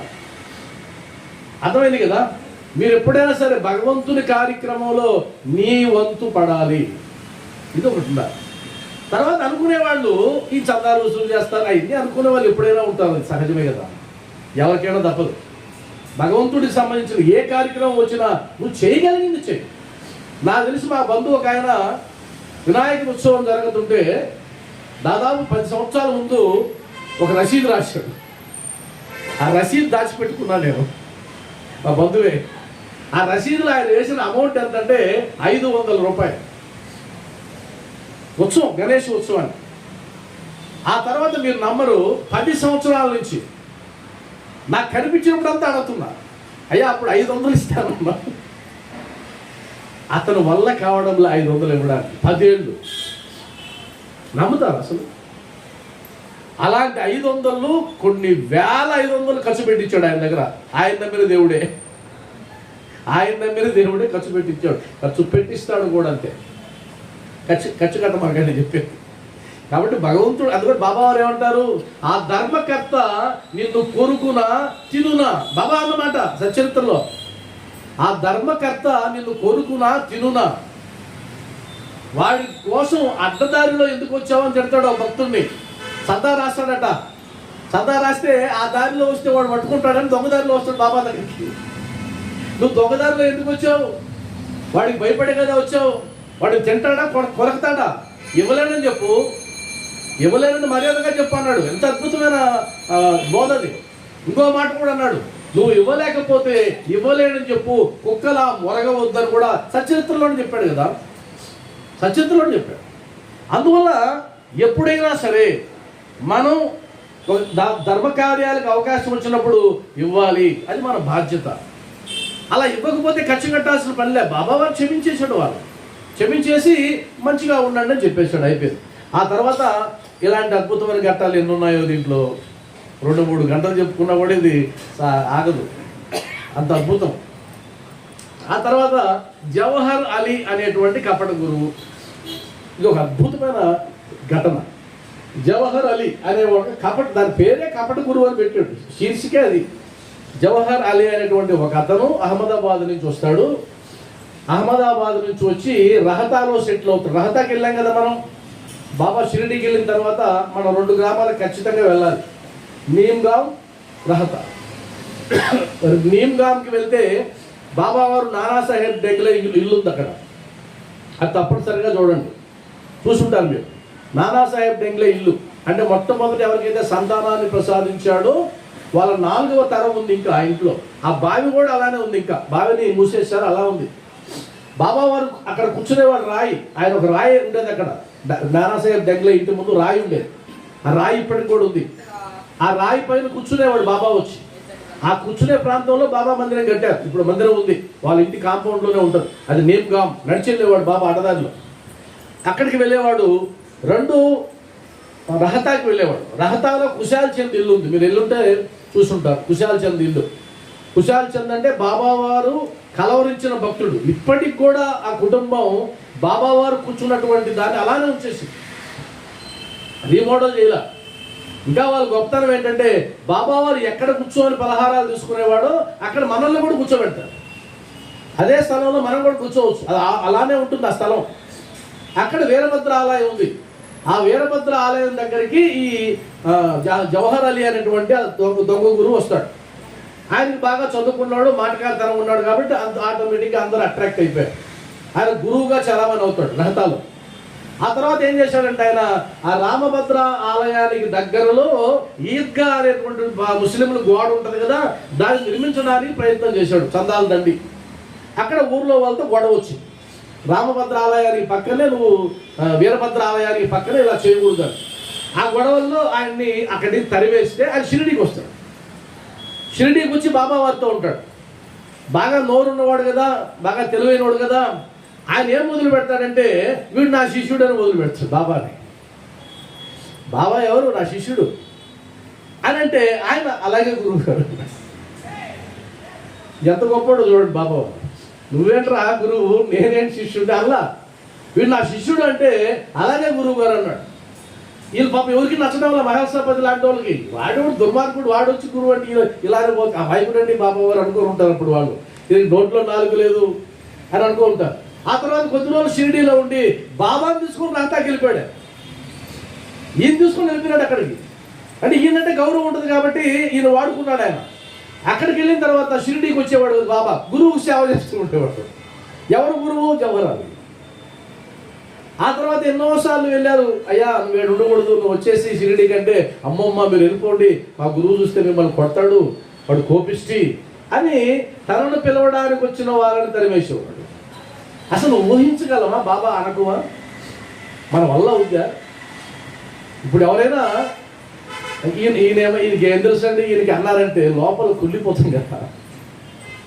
నాకేం తెలుసు అంటావా, నాకేం తెలుసు అంటావా అంటాం కదా. అలాంటిది అందరూ దేవుడిగా కొలిచేటువంటి ఆయన దగ్గరకు వచ్చి వీడు నా శిష్యుడు అంటే అవునవును నేను మీ శిష్యుడినే అని అన్నాడు. అప్పుడు ఒక అద్భుతమైన మాట రాస్తారు సచ్చరిత్రలో. అదేంటంటే గురువు గారి గొప్పతనం, గురువు గారి యొక్క లోపాలేంటో శిష్యుడికి తెలుసు, శిష్యుడి యొక్క గొప్పతనం ఏంటో గురువు తెలియదు అని రాస్తారు. ఇక్కడ గురువు ఎవరు? గురువు ఎవరు? సాయిబాబా కాదు. ఇక్కడ గురువు జవహర్ అలీ. వాడి లోపాలన్నీ శిష్యుడైన బాబా తెలుసు, కానీ శిష్యుడు గొప్పతనం వాడికి తెలియదు. అంటే శిష్యుడు గొప్పవాడు బాబా, గురువు దొంగ. బాబా తెలుసు కానీ నటించాడు. చివరికి ఏదో ఒక రూపంలో బతివులాడుకొని మళ్ళా షిరిడీకి తీసుకొస్తారు బాబాని. అప్పుడు దేవీదాస్ అనేటువంటి ఆ మహాత్ముడు మొట్టమొదట బాబా కంటే ముందు 12 ఏళ్ల ముందు ఉన్నాయో వచ్చి అందరి సమక్షంలో ఏదో వాదన చేస్తారు. ఆ వాదన అంటే మనకు రాయల. వాదన చేసిన తర్వాత ఈ జవహర్ అలీ అనేవాడు దొంగ అని తేలుస్తాడు ఆయన వాదనల్లో. ఇతనికి ఆధ్యాత్మిక చింతన లేదు, ఇతనికి ఆధ్యాత్మిక జ్ఞానం లేదు అని తేల్చి పడేసిన తర్వాత ఆయన్ని షిరిడీ నుంచి వెళ్ళగొట్టిన తర్వాత కొన్ని సంవత్సరాల తర్వాత 10-12 సంవత్సరాల తర్వాత మరలా వచ్చి బాబా పాదాల మీద పడతాడు. అప్పుడు తప్పు గ్రహిస్తాడు, నేను చేసిన తప్పేంటో గ్రహిస్తాడు. దీని ద్వారా బాబా వారు ఏం నేర్పించాలనుకున్నారని చెప్పి నేను ముగిస్తాను. ఏంటంటే శిష్యుడు గురువును ఎట్లు సేవింపవలెనో, ఎలా సేవించాలో నేర్పించాడు ప్రాక్టికల్గా. ఎలా సేవించాలి? గురువు యొక్క అర్హతతో నీకు సంబంధం లేదు. నువ్వు గనక నమ్మినట్లయితే, బాబావారు ఆ మాట అన్నారు, ఇతర గురువులు ఎంత గొప్ప వాళ్ళైనా అయి ఉండొచ్చు, కానీ నీ గురువే నీకు ప్రధానం అనే మాట సచ్చరిత్రలోనే వాడారు. ఇతరుల గురువులు పంత అనేటువంటి భక్తుడు వచ్చి మోసపోయినప్పుడు షిరిడీలో నీళ్లు జల్లి స్పృహలోకి వచ్చిన తర్వాత, బాబా ఎందుకు ఇలా పడిపోయాడంటే, వీడు నా శిష్యుడు కాదు, వీడి గురువు వేరే వాడు ఉన్నాడు, కాబట్టి నీ గురువు దగ్గరికి వెళ్ళని పంపిస్తాడు. అప్పుడన్న మాట ఏంటి? ఇతరుల గురువులు ఎంత గొప్ప వాళ్ళైనా ఉండొచ్చు, కానీ నీ గురువే నీకు గొప్ప, కాబట్టి నీ గురువును సేవించు అని అన్నాడు. ఇంకొక విషయం కూడా శాస్త్రం ఏం చెప్తుందంటే, గురు నింద, గురు సంశయం, గురువుతో సంవాదం శాస్త్రం ఒప్పుకోదు, చేయకూడదు. గురువు నింద, గురు సంశయం. నువ్వు సంశయిస్తే గురువుగా తీసుకోవద్దు, తీసుకున్న తర్వాత నువ్వు నిందించడానికి లేదు.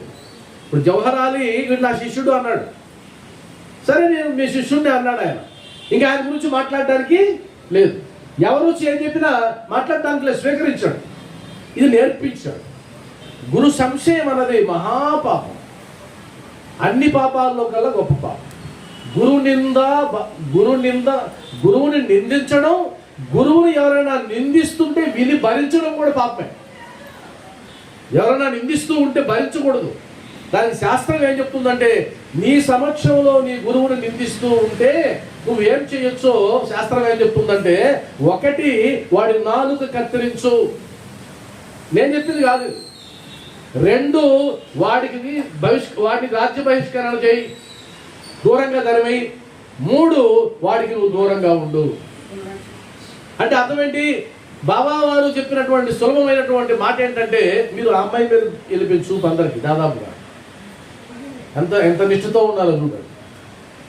ఇప్పుడు నాతో చూస్తూనే ఉన్నారు, ఇప్పుడు సడన్గా అందరు చూపు తెలిపోయి అమ్మాయి మీద వెళ్ళిపోయి, అంటే ఎంత కాన్సన్ట్రేషన్తో ఉన్నారంటే మీరు. ఇప్పుడు గురువు పోయింది, గురు నింద పోయింది, గురు సంశయం పోయింది. ఆ అమ్మాయి ఎందుకు లేచను, ఆ అమ్మాయి అక్కడికి ఎందుకు వెళ్ళాను, అక్కడ ఎందుకు కూర్చోలేను, ఏంటా సమాచారం, ఏంటా కథ, ఇది అయిపోయింది. అర్థమైందా?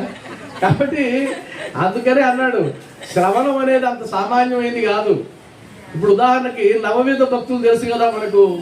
నవవిధ భక్తుల్లో మొట్టమొదటి దేని పెట్టారు? శ్రవణాన్ని పెట్టారు. అయ్యా 9 రకాల భక్తులు ఉన్నాయి, భక్తి రీతులు. అందులో మొట్టమొదటిది శ్రవణం, మననం, నామ సంకీర్తనం అవన్నీ ఉన్నాయి కదా. ఎందుకు శ్రవణాన్ని పెట్టారు? అది మరి కష్టమైన పని, అది వినడం మరి కష్టమైన పని. అది ఇప్పుడే మీకు ప్రాక్టికల్గా చూసేశారు. దాదాపు బాగా వినేవాళ్ళు కూడా వెళ్ళిపోయింది మొత్తం. ఆ సమయంలో నేనేం చెప్పాను గాలికి వెళ్ళిపోయింది. మళ్ళీ చెప్తా ఒకసారి. గురు సంశయం, గురువుని నిందించడం నిషిద్ధం, అలా చేయకూడదు. ఇది బాబా వారు చెప్పారు.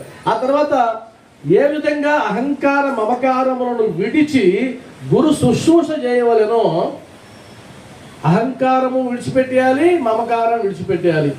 గురువుని సేవించేటప్పుడు నీకు అహంకారం ఉండకూడదు, నేనేంటి అనేది ఉండకూడదు. నువ్వు సబ్మిట్ అవ్వాలి. గురువు అంటే అర్థం నువ్వెవరని, ఆయన గురువు అంటే నువ్వు లఘువు అని అర్థం. గురువుకి వ్యతిరేకం లఘువు. గురువు అంటే పెద్ద, పెద్ద అంటే నువ్వెవరు, చిన్న, చిన్న అంటే లఘువు, లఘువు గురువు. గురువుకు మించిన పదం ఇంక లేదు. ఇంకా ఇవన్నీ విశేషణాలు. సద్గురువు, రాజగురువు, ఇవన్నీ కూడా విశేషణాలు. గురువు అంటే పెద్ద, దాని కింద ఎవరు, లఘువు. లఘువు అంటే శిష్యుడు. ఈ రెండే ఉండేది. కాబట్టి ఒక్కసారి గురువు అన్న తర్వాత ఇంకా నీ భావన అదే విధంగా ఉండాలి తప్ప సంశయించడం, శోధించడం ఇలాంటివి ఉండకూడదు. అవమానించడం ఇలాంటివి ఉండకూడదు. అది ఎప్పుడు పాపం, దారుణమైన పాపం. దాంట్లోంచి అది సామెత చెప్తారు కదా, భగవంతుడికి కోపం వస్తే నిన్ను రక్షించడానికి గురువు ఉన్నాడు, గురువుకి కోపం వస్తే నిన్ను రక్షించడానికి ఎవడున్నాడు అని శాస్త్రం. నేననే మాట కదా, భగవంతుడికి కోపం వస్తే ఈయన ఉన్నాడు, ఏదో ఒక రూపంలో చేస్తాడు. కానీ ఆయనకే కోపం వస్తే ఎవరు రక్షిస్తాడు? ఇంక రక్షించడానికి ఎవరు లేరు అని గురుగీతలో అద్భుతంగా చెప్పబడింది. అవకాశం ఉన్నప్పుడు అది చదవండి. ఆ తర్వాత తుదకు ఆత్మసాక్షాత్కారం ఎట్లు పొందవలెనో బాబా ఆచరణాత్మకంగా నిరూపించను. కాబట్టి జవహర్ అలీ అనేటువంటి ఒక కపట గురువుని సేవిస్తున్నట్టు, అనుసరిస్తున్నట్టు ఎందుకు బాబా వారు చేశారు అంటే కదా, అది నటించడమే. అంతేగాని ఆ నటించడం ఎందుకు అంటే మనకు నేర్పించడానికి. శ్రీకృష్ణుడు అన్నట్టు నేను ఒక పని చేయాల్సిన అవసరం లేదు, నాకు కర్మ అవసరం లేదు, నేను ఒక కర్మ చేయాల్సిన అవసరం లేదు. కానీ ఎందుకు కర్మలు చేస్తున్నారు అన్నాడు శ్రీకృష్ణుడు? లోకం కోసం. లోకం నన్ను ఆదర్శంగా తీసుకుంటుంది కాబట్టి ఎవరైతే పై స్థానంలో ఉంటారో, గురుస్థానంలో ఉంటారో వాళ్ళను చూసి నేర్చుకుంటారు. అందువల్ల నేను కర్మ చేయకుండా ఉన్నట్లయితే కనుక నన్ను అనుసరించేవాడు కూడా కర్మ చేయాల్సిన అవసరం లేదేమో అనుకుంటాడు. కాబట్టి నేను కర్మ చేస్తున్నాను. వాస్తవానికి ఆయనకేం అవసరం? గుర్రం బండి తోలాల్సిన అవసరం ఆయనకు ఉందా? రథసారథి ఆయన కాదు కదా. ఆయన ప్రపంచానికే సారథి అయినప్పుడు ఒక అర్జునుడు ఆయన యుద్ధం చేస్తుంటే ఈయన వెనక చేరి రథం నడపడం అదేంటిది విడ్డూరంగా? వాస్తవానికి ఎప్పుడైనా సరే నువ్వు పని చేస్తే నీ సారథ్యం భగవంతుడు తీసుకుంటాడు అని తన అర్థం. పని నువ్వు చేయాలి, ఆయన చేయడు. కర్మ నువ్వు చేయాలి, ఆయన చేయడు. అడుగు నువ్వు వేయాలి, ఆయన నడిపించడు. నువ్వు అడుగేస్తే, నువ్వు పని మొదలు పెడితే, నువ్వు సంకల్పం చేస్తే దాన్ని ఎలా నెరవేర్చాలో భగవంతుడు చూస్తాడు. ఎందుకంటే భగవద్గీతలో ఒక అద్భుతమైన మాట ఉంటుంది. అయ్యా నేను నా బంధువుల్ని వీళ్ళందరినీ ఎలా చంపేది? ఆ పాపం కూడా నాకెందుకు అని అద్భుతంగా ఆయన మాట్లాడుతాడు కదా అర్జునుడు మాట్లాడుతున్నంతసేపు కృష్ణుడు ఏం మాట్లాడుతుంది? గురువు మాట్లాడు. నాకు చెప్పింది అదే. బాబావారు అన్నాడే నేను మాట్లాడినాను, ఇదే కదా. అర్జునుడు మాట్లాడినంతసేపు విన్నాడే కానీ ఆయన ఒక్కటి కూడా మాట్లాడు. నకాంక్షే విజయం కృష్ణ నచ రాజ్యం కిదా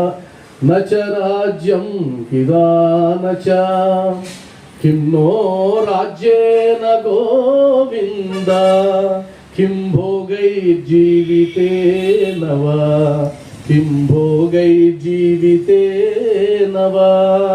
అయ్యా నాకు రాజ్యం వద్దు, ఏమొద్దు, ఆ కాంక్ష లేదు అని చెప్పి సబ్మిట్ అయిన తర్వాత అశోచ్యానన్వశోచస్త్వం ప్రజ్ఞావాదాంచ భాషసే గతాసు నగతాసూంచ నాను శోచంతి పండిత